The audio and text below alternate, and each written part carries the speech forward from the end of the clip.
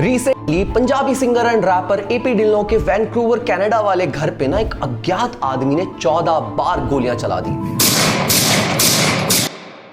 और वो इंसान अपनी गाड़ी में बैठ गया और फिर वहां से भाग भी गया। Fortunately no one was hurt, लेकिन इस अटैकर का ना एक और वीडियो सरफेस हुआ जहां इस अटैकर ने गोली चलाने से पहले ना एक गाड़ी को भी जला दिया था। और अकॉर्डिंग टू द रिपोर्ट इस अटैकर की जिम्मेदारी रोहित कोदरा, लॉरेंस बिश्नोई गैंग के एक मेंबर ने उठाई है, जो पहली बार नहीं हुआ है, ये मल्टीपल ओकेजन्स पे होता रहा है। गैंगस्टर अटैक्स जैसे issues is one of the dark realities of Punjabi rap music industry. साथ में ड्रग्स को प्रमोट करना, मिसोजिनी प्रमोट करना, कास्टिज्म और ना जाने क्या क्या। पंजाबी रैप की इस प्रॉब्लम के बारे में ना आज हम बात करेंगे इस वीडियो में। तो गाइस, मैं हूं राजीव और इस वीडियो के शुरू होने से पहले तुम YBP फिल्मी को सब्सक्राइब जरूर कर लेना, क्योंकि हम ऐसी वीडियो तुम्हारे लिए लाते रहते हैं।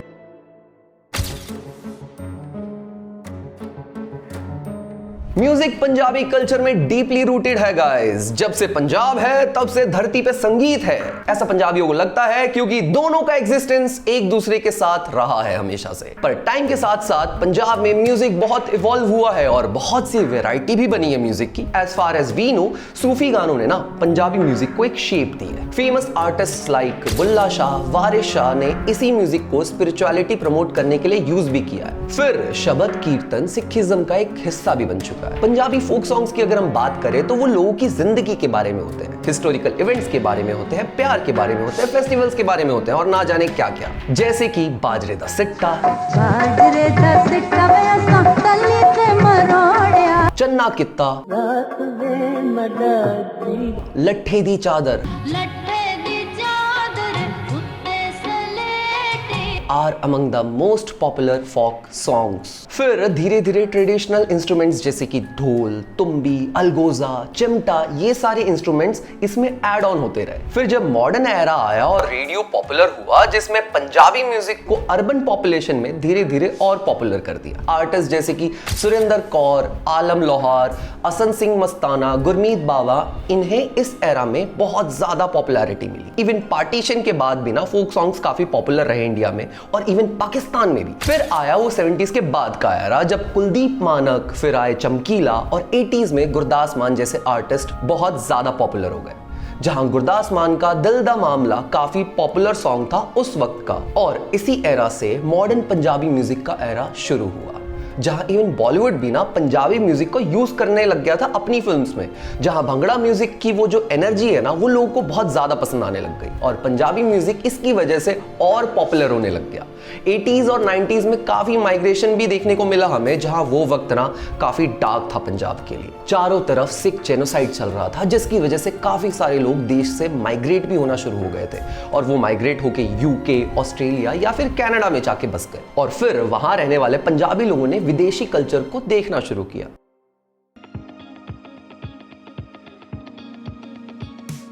पंजाबी कल्चर ना हमेशा से दूसरे कल्चर को देख के उसे फ्यूजन करता रहा है और यूके बेस्ड आर्टिस्ट्स ने भांगड़ा को वेस्टर्न म्यूजिक में इलेक्ट्रॉनिक गिटार, सिंथेसाइजर्स को यूज करके ब्लेंड कर दिया और एक नए एरा का म्यूजिक बनाया जिसे लोगों ने बहुत पसंद किया। वो था भंगड़ा पॉप। और इन गानों को इंडिया के साथ साथ इंटरनेशनल मार्केट में भी पॉपुलैरिटी मिली। भंगड़ा पॉप रेवोल्यूशन ने मलकीत सिंह का तुतक तुतक तूतिया गाना बहुत पॉपुलर कर दिया, जो पूरी दुनिया में बहुत पॉपुलर हो चुका था। साथ ही दलेर मेहंदी की एल्बम्स भी बहुत पॉपुलर हो रही थी उस टाइम पे। अब 90s के बीच में वेस्टर्न रैप काफी इन्फ्लुएंस करने लग गया था पंजाबी म्यूजिक को, जहां डॉक्टर ड्रे, टूपाक के बड़े बड़े रैपर्स काफी पॉपुलर थे और पंजाबी म्यूजिक हमेशा मॉडर्न म्यूजिक को अपने कल्चर में अडॉप्ट कर पाया है और काफी पंजाबी म्यूजिशियंस रैप के साथ साथ एक्सपेरिमेंट भी करने लग गए थे। स्पेशली पंजाबी NRI आर्टिस्ट जैसे कि JZB हो गए, सुखसिंदर शिंडा जी हो गए, इनके गाने बहुत पॉपुलर थे। इनके गानों में इंटरनेशनल टाइप फील होती थी और इनकी जो वीडियोस थी वो काफी पॉपुलर होने लग गई थी। और फिर बल्ली सग्गू और अपाचे इंडियन सामने आए, जहां बॉलीवुड फ्लैशबैक बल्ली सग्गू का काफी बड़ा हिट रहा था। वहीं अपाचे इंडियन का सॉन्ग बूम शकलका इंडिया के साथ साथ इंटरनेशनल मार्केट में भी छा गया था, लेकिन ये अभी भी फ्यूजन ही बना रहे थे। फिर आए बोहेमिया, जिन्होंने प्योर पंजाबी में रैप करना शुरू किया। इसके पहले भी पंजाबी गानों में रैप होता था, पर वो इंग्लिश में होता था, तो आम लोगों को ना वो इतना अच्छा नहीं लगता था या फिर वो उन्हें अपनापन फील नहीं होता था वो गाना सुन के। इनकी जो एल्बम थी ना विच परदेसन दी, जो 2002 में आई थी वो काफी हिट थी। इनके गानों में वो अंग्रेजी रैप का फील होता था, पंजाबी में जो लोग काफी पसंद भी करने लग गए थे। पैसा नशा प्यार इनकी फिर सेकेंड एल्बम आई जो काफी हिट रही थी और आज भी बोहेमिया को फर्स्ट पंजाबी रैपर का टाइटल दिया जाता है and I think he is the real raja of Punjabi rap. अब इसी टाइम हार्डकोर भी पंजाबी रैप म्यूजिक में पॉपुलर हो रही थी और फिर आए हमारे यो यो हनी सिंह जो लेट 2000 में पंजाबी रैप सीन में जंप कर चुके थे। लेकिन हनी सिंह ने ना इंग्लिश लिरिक्स से शुरू किया था गाना गाना, लेकिन पंजाबी में जब उन्होंने रैप करना शुरू किया ना तो वो बहुत ज्यादा पॉपुलर हो गए। अंग्रेजी बीट, डोप शोप, देसी कलाकार, ये इंडिया के ब्लूटूथ एरा के सबसे पॉपुलर गाने थे। फिर माफिया मुंदीर जो इन्हीं का ग्रुप हुआ करता था, उसमें से निकले बादशाह, रफ्तार, जिन्होंने बॉलीवुड में काम करके अपना अलग ही नाम बना लिया था। इनफैक्ट पंजाबी रैप को पॉपुलर करने में इन लोगों का बहुत बड़ा हाथ था। फिर आया द करंट एरा जिसमें पंजाबी रैप को पॉपुलैरिटी तो मिली बाय इक्का, सिद्धू मूसेवाला, दीप झंडू, प्रभदीप, पागी मुंडा और ना जाने कितने अमेजिंग आर्टिस्ट आने लग गए पंजाबी रैप इंडस्ट्री में। इन्होंने पंजाबी रैप को ना नेक्स्ट लेवल पे पहुंचा दिया था। लेकिन पंजाबी म्यूजिक जितना पॉपुलर हुआ ना उतना ही बदनाम भी होने लग गया।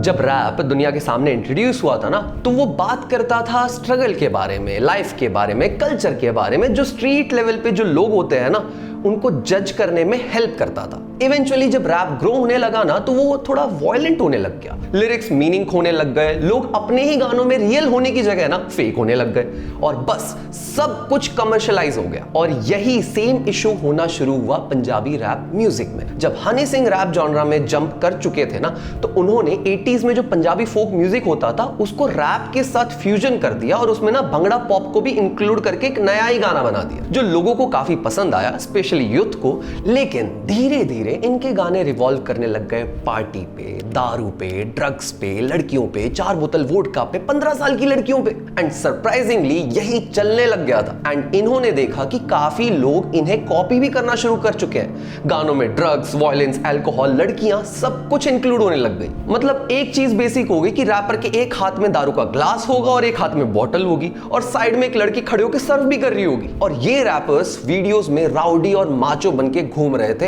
हाथों में बंदूक लेकर। वहीं इनके रैप जो पहले युद्ध की स्ट्रगल की बातें करते थे सडनली वो बनना ही बंद हो गए और अब वो बातें हो गई कि लड़कियों को कपड़े चाहिए, पार्टी करनी चाहिए, फ्लैशी गाड़ियां दिखानी चाहिए। यार सेम फॉर्मूला फिर बादशाह ने भी अपनाना शुरू किया। इनफैक्ट अचानक से रैप वीडियोस में अंग्रेजी लड़कियों को बिकनी में डाल के इन वीडियोस को ना ओवर सेक्सुअलाइज करके बेचा गया। जहां एक फेमस इंसिडेंट सामने आया जहां अंग्रेजी बीट के ओरिजिनल वीडियो में ना 400 बिकनी में लड़कियां डाली गई थी। मैंने और गिप्पी भाई ने थाईलैंड में बहुत बड़ा अंग्रेजी बीट का वीडियो शूट किया था जिसमें तकरीबन 400 लड़कियां बिकनी में थी। 400 लड़कियां एक विला में और वो ऐसा ग्लैमरस वीडियो किया। जब वीडियो बन के आया तो उस टाइम मेरे पुतले सड़ रहे थे पूरे पंजाब में। तो मेरे को कहता गिप्पी, मतलब भाई तू रहना दिल्ली, ठीक है, तेरे सड़ रहे पुतले, तेनू फर्क नहीं पैंदा, हले साढ़े घर दे बाहर आ जाएंगे, बाबे ये वीडियो नहीं चलाना। मैं कहा भाई इतने पैसे खर्च हुए हैं वीडियो में, क्यों नहीं चलाना। मैं पंजाब की बात क्यों सोच रहा है, पंजाब तो बाद में सपोर्ट कर ही देगा।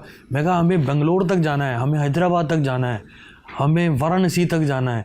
मैं कहा वहाँ तक ऑडियंस इसी चक्कर में लेके जाएगी। कहता नहीं बाबे मैंने नहीं करना, मैं तेरे साथ ही नहीं हूँ, फिर बात ही नहीं होगी आज के बाद हमारी। मैं चल ठीक है भाई कोई नहीं। और वो वीडियो डंप कर दिया हम लोगों ने फिर। और गिप्पी ग्रेवाल इसके लिए साफ मना कर रहे थे। इवन हनी सिंह ने भी ना ओपनली कहा है कि 4 बोतल वोडका उन्होंने गुस्से में बनाया था ताकि वोडका बच्चों की ना नसों में घुस जाए। मैं कहा मैं इनकी नस्ल में घुसा दूंगा वोडका। और यही हुआ इनफैक्ट। और वो भी काफी प्राउड थे इस बात को कह के, मतलब पहले ही यार नशे के इतने इशू चल रहे हैं यहाँ पर और आप ऐसे गाने बना रहे हो यार।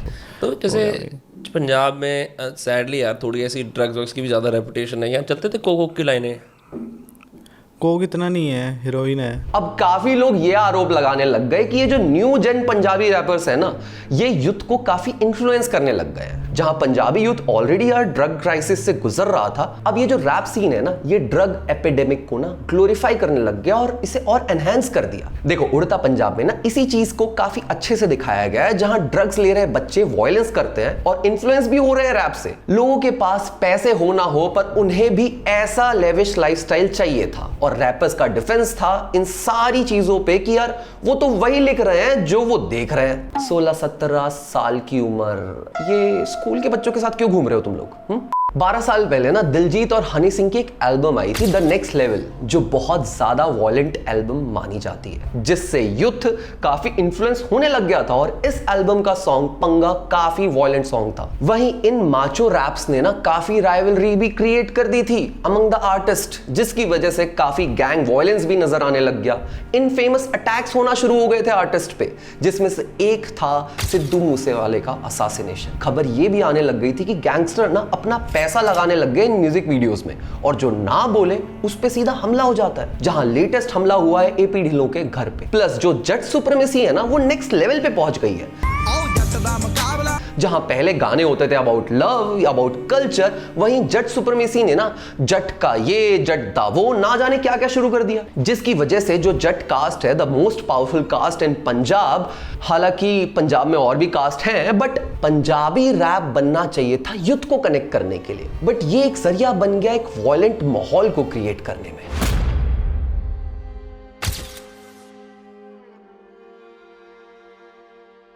लेकिन अब अचानक से ऐसे ही सारे रैप्स और वीडियोस क्यों आने लग गए? देखो सिंपल सा आंसर है supply and demand. Honey Singh ने ना एक इंटरव्यू में कहा था कि उन्होंने भगत सिंह पे गाना बनाया था और वो बहुत कम लोगों ने सुना। फिर जब उन्होंने दारू, गाड़ी, लड़कियों पे गाने बनाए तो यार व्यूज की बरसात हो गई, उन्हें पॉपुलैरिटी मिलना शुरू हो गई, जिसके बाद काफी रैपर्स ने यही सेम फॉर्मूला अपनाना शुरू कर दिया। जहां पंजाबी रैप वगैरह सिर्फ पार्टी कल्चर पे बन रहा था और मेट्रो सिटीज में जैसे कि चंडीगढ़, दिल्ली, एनसीआर, मुंबई जैसी सिटीज में बहुत पॉपुलर होने लग गया था, ये गाने इतने पॉपुलर हो गए थे कि यहाँ के क्लब्स में बजने लग गए थे। और इसी को देख के म्यूजिक लेबल्स भी इन्हीं गानों पे पैसा लगाने लग गए, जिसकी वजह से जो रैप स्ट्रगल के बारे में बात करता है ना, जो रैप जेन्युइन रैप होता है, वो कहीं दबसा गया। इनफैक्ट बॉलीवुड में भी ऐसे पार्टी कल्चर रैप सॉन्ग्स आने लग गए, जिसकी शायद ऑडियंस से ज्यादा भी है। अब सिंस यहां मेजॉरिटी ऑफ लोगों को पंजाबी शायद आती नहीं, तो गानों को ओवर सिंप्लीफाई करके उनके लिरिक्स को रिपीटेटिव बनाया जाता है। ना फिर गाने में कोई मीनिंग बचता है, ना कोई सेंस, लेकिन बीट्स और म्यूजिक की वजह से ना ये गाने क्लब्स में बजते हैं। लेकिन इससे नुकसान किसका हुआ? क्वालिटी ऑफ सॉन्ग्स का। जहां मीडियोकर गाने चल तो जाते हैं कुछ वक्त के लिए, पर उसके बाद लोग इसे भूल जाते हैं। अब सरप्राइजिंग बात यह है कि ये जो new gen of Punjabi rappers है ना, इन्हें पंजाब में कोई नहीं सुनता। जी हाँ, ये बस यार हमारे बीच में ही पॉपुलर है। रैप जो दुनिया की रियलिटी दिखाता है, वो अचानक से एक फेक दुनिया को दिखाने लग गया है। स्ट्रगल सबके फेक दिखने लग गए हैं। जो चीजें ग्राउंडेड होनी चाहिए थी, वो अब ग्राउंडेड नहीं रही। वो एक फैंसी टूल सी बन गई है ड्रग्स और वायलेंस को प्रमोट करने के लिए, और सब फेक बन के अपनी ही रूट्स भूल चुके हैं, जिसकी वजह से ये जितने पॉपुलर हैं उतने ही बदनाम हो चुके हैं। पंजाबी रैप के कमर्शियलाइजेशन ने ना पंजाबी रैप को धीरे धीरे खराब कर दिया है। लेकिन जो न्यू जनरेशन ऑफ रैपर्स आ रहे हैं ना, वो शायद इन बातों को समझने लग गए। जहां करण औजला जो एक सिंगर और रैपर की कैटेगरी में आते हैं, उन्होंने लिरिक्स को डीप रख के म्यूजिक की क्वालिटी मेंटेन रखी है। दिलजीत दोसांझ जो अपनी रूट से कहीं भटक गए थे 12 साल पहले, उन्होंने भी अब वापस अपनी रूट्स को पकड़ लिया है और इंटरनेशनल लेवल पे फेम तक ले लिया है। बागी मुंडा जिन्होंने बचपन से स्ट्रगल किया है अपनी लाइफ में, होटल्स में टॉयलेट साफ किए हैं, लाइफ का हर वो एक डार्क चैप्टर उन्होंने देखा है जो शायद किसी को देखना नहीं चाहिए। जब मैं केटरिंग की जॉब करता था ना, इससे पहले मैं होटल में जॉब करता था। वहाँ पे मैं वेटर लगा, फिर वेटर से पूरा रूम वगैरह साफ और सेट करने लग गया, फिर वहाँ से मैं रिसेप्शनिस्ट लग गया था उसी होटल में। ठीक है, और यही सेम क्वालिटी इनके म्यूजिक में नजर भी आती है। इनके गानों में वो बचपन का स्ट्रगल दिखता है, इनकी बातों में साफ पता चलता है कि he is unapologetic about his life, जो इंटरनेशनल हिप हॉप आर्टिस्ट के भी स्ट्रगल में दिखता है हमें, बट हमें इंटरनेशनल आर्टिस्ट जस्टिफाइड लगता है, बट इंडियन नहीं लगता। बट बागी मुंडे के गानों में ना वो साफ नजर आता है। जिस अंडरग्राउंड हिप हॉप सीन की इज्जत डीएचएच करती है, वही चीजें काफी वक्त के बाद बागी मुंडा के गानों में हमें नजर आने लग गई। चाहे वो हुड फेम हो, प्लेयर हो, बेताज बादशाह हो, या फिर बागी मुंडा का रीसेंट सॉन्ग राजा हो, इनके लिरिक्स काफी डीप है। चाहे तो तुम राजा के ये वाले लिरिक्स सुन के देख सकते हो। नाम ते संगीत नू डिवाइड करे, देश हिंदुस्तान पहला बाकी गल्ला साइड ते ने, मिट्टी पंजाब दी मैं मत्थे ते रगड़दा, जिवे पहले जन्म च साथी सी भगत दा। काफी वक्त के बाद कोई ऐसा पंजाबी रैपर इस सीन में नजर आया है जो स्ट्रगल के बारे में बात कर रहा है, जो ग्राउंड रियलिटी दिखा रहा है और जो रियल लग रहा है। लास्ट हमने ऐसे ग्राउंड लेवल पे रैप करते हुए प्रभदीप को देखा था। आफ्टर जब कलमकार स्प्लिट हो गई थी, तो रफ्तार और प्रभदीप ने ना pure Punjabi hip hop tracks भी निकाले थे, और बागी मुंडा को देख के यार थोड़ी होप्स आने लग गई है वापस कि पंजाबी रैप सीन को ना ये न्यू जनरेशन रैपर्स वहां पहुंचा देंगे जो कमर्शियल रैप सीन ने खराब कर दिया था। क्योंकि रैप हमेशा रियल लाइफ पे होता है, रियलिटी पे होता है, फेकनेस पे नहीं। और इन न्यू जनरेशन रैपर्स से ये अब उम्मीद बची है कि जिस इंडस्ट्री को बदनामी ने फेमस किया है ना, उसे शायद ये लोग इज्जत दिला पाएंगे। तो तुम्हें क्या लगता है कि क्या प्रॉब्लम है पंजाबी रैप सीन में? ये तुम हमें नीचे कमेंट सेक्शन में जरूर बताना। और अगर तुम्हें ये वीडियो पसंद आई है तो नीचे जो लाइक बटन है ना, वो जरूर दबा देना। आई होप कि तुमने हमें सब्सक्राइब कर लिया है ऑलरेडी, और अगर सब्सक्राइब कर लिया है तो तुम हमें हमारे सोशल हैंडल्स पे भी फॉलो कर सकते हो। ये रहे हमारे सोशल हैंडल्स गाइस। हम मिलते हैं अगली ऐसी वीडियो में, तब तक के लिए ओके बाय। MTV ने फेर नहीं सिलेक्ट करिया, इट्स ऑल बिजनेस, छेती समझो ओना वधिया। पहला कॉन्ट्रैक्ट पढ़ फिर जाके पैसे फड़, चंगे कलाकारां नूं डुबांदे बुरे मैनेजर। बिछी हुई रोड ते तां कोई भी लऊगा गड्ढा कड, राह मैं तैयार कीता आपदे लीड़े मैले कर।